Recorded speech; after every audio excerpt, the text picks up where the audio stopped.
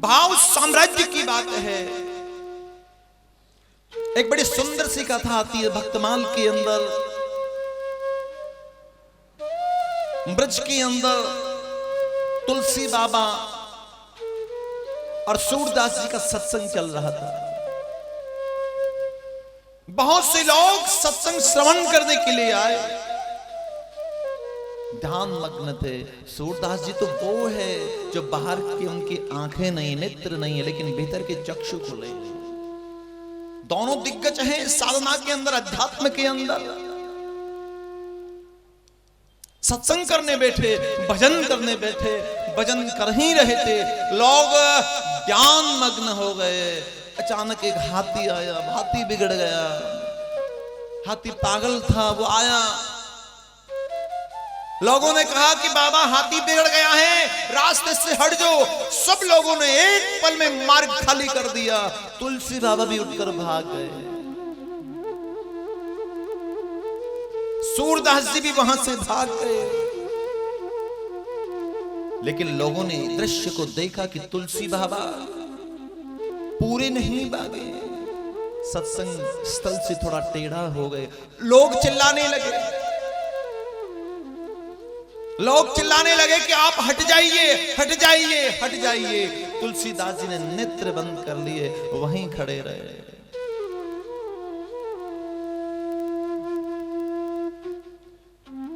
हाथी चला गया। लोग पुनः एकत्रित हुए, चर्चा चलने लगी। लोग कहने लगे देखो हाथी आ गया था, विघ्न डाल गया। सत्संग कहीं होता तो थोड़ा डिस्टर्बेंस होते ही एकाग्रता टूट जाती है। प्यार से बोलो राधे राधे। इसलिए आप लोग ठाकुर जी के प्रेमी हैं, सत्संग के प्रेमी हैं। आपको एक काम की बात बताते हैं, जहां कहीं भी कथा सुनने जाओ, सत्संग करने के लिए जाओ, और अगर भगवान की कृपा से आपको आगे बैठने का सौभाग्य मिला है तो आगे तभी बैठना जब आप 4 घंटे वहां बैठ सको। प्यार से बोलो राधे राधे। ये विधान बता रहे हैं आपको। यदि आपके पास वो तन्मयता है, आपके पास वो एकाग्रता है, आपके पास वो निष्ठा है, तो आप आगे बैठिएगा। नहीं तो दूसरे लोगों की कथा सुनने में भी आप विघ्न पैदा कर रहे हैं। ये सीधा सा एक सूत्र है। और दूसरा सूत्र और बताते हैं आपको। जब कथा चल रही हो, सत्संग चल रहा हो, तो चालू कथा में मंच पे नहीं आते। ये कोई रामलीला थोड़ी हो रही है। प्यार से क्या बोलना पड़ेगा? तो चलो मैं तो कोई नहीं, मैं तो आपके घर का हूं, इसलिए मैं तो देख लेता हूं, समझ जाता हूं कि चलो कोई बात नहीं। लेकिन कोई दूसरा आएगा ना तो वो नहीं मानेगा ऐसे। प्यार से बोलो राधे राधे। क्योंकि सब अपने थोड़ी ही होते हैं, कुछ न कुछ पराई भी तो होते हैं। और एक कहावत है ना, अपने तो अपने होते हैं, बाकी सब सपने ही होते हैं। पता नहीं कभी कोई सपना बन के आ गया, इधर वो आपको टोक दे तो लोग कहेगा ना वो महाराज आए थे, उन्होंने बताया नहीं था क्या? तो ये एक सूत्र है, इसको याद रखिएगा। कथा सत्संग के कुछ नियम होते हैं, कैसे बैठा जाता है, कैसे उसको सुना जाता है। क्योंकि हम सत्संग में बैठते हैं, कथाओं में बैठते हैं, तो हमें उसका फल भी मिलना चाहिए। जो हमने अनुष्ठान किया है, जो हम भजन कर रहे हैं, ये क्या एक भजन है? आप सब साधना कर रहे हैं और भगवान को सुन रहे हैं। क्यों सुन रहे हैं? क्योंकि कहीं ना कहीं मन में ये है कि हम भगवान की कथा सुन रहे हैं, तो भगवान भी हमारी व्यथा को सुने। भगवान आपकी व्यथा को तब सुनेंगे जब आप एकाग्रता से उनकी कथा को सुनोगे। प्यार से बोलो राधे राधे। क्या हुआ, नाराज हो गए क्या? धीरे बोले आप, जोर से बोलना पड़ेगा, और जोर से बोलना पड़ेगा।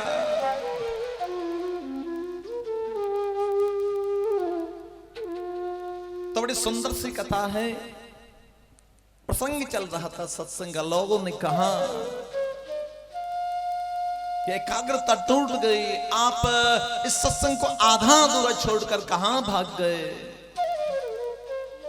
कहां भागे? तुलसी बाबा मार्मिक थे, बैठे गए सूरदास जी के पास और कहने लगे मुझे एक बात बताइए, ये हाथी आया, दुनिया वाले भाग गए, समझ में आता है, लेकिन आप तो साधु हैं, आप तो संत हैं, क्या आपको अपने कृष्ण पर भरोसा नहीं कि वो आपको बचा लेते हैं? सूरदास जी हंसने लगे, अरे भगत जी मुझे तो पूरा भरोसा है, लेकिन मैं जिसको भजता हूं ना वो बालक है, और आप जिसको भजते हैं वो धनुर्धारी है। आपके बालक राम हैं, मेरे बालक राम हैं, इसलिए मुझे उनको संभालना पड़ता है, वो मुझे नहीं संभाल पाते हैं। प्यार से बोलो राधे राधे। यही तुलसीदास जी की भक्ति, ये सूरदास जी की भक्ति है। लोग कहते हैं कि सूरदास जी के बाहर के नेत्र नहीं थे, लेकिन शास्त्र को उठाकर देखे तो उसके अंदर आता है उनके भीतर के चक्षु खुले थे। अरे शास्त्रों में तो यहां तक वर्णन आता है, जब सूरदास जी कहीं सत्संग करते, भजन करते, स्वयं गोविंद आते, गोपाल उनकी अंगुली पकड़ के घर तक छोड़ कर जाते। विचार करिए, उस साधु को जिसने सत्संग किया है, जिसने भजन किया है, उसको मंजिल तक पहुंचाने का काम स्वयं गोविंद कर रहे हैं, तो उसको भला क्या चिंता होगी? चाहे आंख हो या ना हो, पैर हो या ना हो, उससे क्या फर्क पड़ता है? ऐसे उसकी निष्ठा थी, उनकी समर्पण का भाव था। सूरदास जी का रोज का काम था गोपाल का मंजिल तक छोड़ना, घर तक छोड़ना। मानो एक दिन उन्हें एहसास हो गया, ऐसा लगने लगा कि ये कौन है। पूछा सूरदास जी ने, बेटा तू कौन है? बोले मैं गोपाल हूं। अच्छा, तू जैसे ही तेरे को पता लगता है 8 बजते ही तू मुझे छोड़ने आ जाता है, कभी 11 बजे रात को, कभी 12 बजे। तेरे माँ बाप तुझे कुछ नहीं कहते? बाबा, मेरे बाबा ने कहा था कि आप जैसे संतों की सेवा करनी है। तेरे बाबा कौन है मुझे बता। एक हाथ में पकड़ रखा था सूरदास जी ने कन्हैया को। उन्हें लगा कि ये मुझे पहचान जाएंगे, तो हाथ का झटका देकर भाग गए। तब सूरदास जी समझ गए कि तू ही है कन्हैया, तू ही गोपाल है, मैं जानता हूं, लेकिन तुम छुड़ा के जा सकते हो। हाथ छुड़ाए जात हो, निर्बल जान के मोही, हृदय से जाओगे तो मर्द गिनूंगा तो ही। निर्बल हूं, हाथ छुड़ा के जा सकते हो। इतने बड़ी ताकतवर हैं आप, तो जाइए मेरे हृदय से निकल कर दिखाइए। ऐसे संत थे सूरदास जी। कहीं कथाएं भरी पड़ी है इनकी निष्ठा की, जिसको श्रवण करके लगता है कि हमारा जीवन तो बस ऐसे ही निकल रहा है, हम तो बस ऐसे ही जीते जा रहे हैं। विठलनाथ गोस्वामी के लड्डू गोपाल के उपासक जहां ये पद गायन भी करते थे, और विचार करिए सूरदास जी, वो गोस्वामी जी जिस रंग की पोशाक पहनाते उसको अपने पद में गाकर बता देते। आज भगवान ने हरे रंग की पोशाक पहनी है, आज भगवान ने पीले रंग की पोशाक पहनी है। गोसाई जी आश्चर्यचकित हो गए, इनको कैसे पता चलता है? सूरदास जी ने आज पीले रंग की पोशाक पहनी है, आज नीले रंग की पोशाक पहनी है, कहीं ऐसा तो नहीं ये लोगों को बना रहे हो और इनकी आंखें हो? परीक्षा लेनी चाहिए इनकी, ये सच्चे बाबा हैं या झूठे बाबा है। परीक्षा लेने के लिए सूरदास जी ने उनको बता दिया, गोसाई जी ने सूरदास जी को, आपको कल अवश्य आना, निमंत्रण दिया, क्योंकि वो जानते थे। और सूरदास जी तो सत्संग करते थे, भजन करते थे, वो दुनिया का रुख जानने लग गए थे, समझते थे कि दुनिया वाले मुझसे क्या चाहते हैं।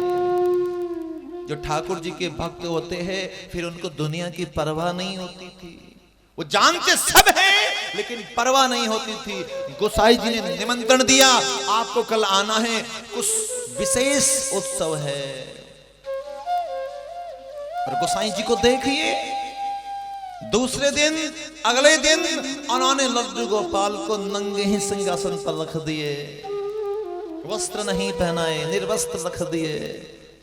सूरदास जी आए, बैठे समक्ष भजन करने लगे, साधना आरंभ की। गोसाई जी आए और कहने लगे, बाबा हमें एक बात बताओ ना। बोले क्या? आज लड्डू गोपाल ने कौन से रंग की पोशाक पहनी है? और जैसे ही पूछा सूरदास जी से, मुंह पे हाथ रख के हंसने लगे।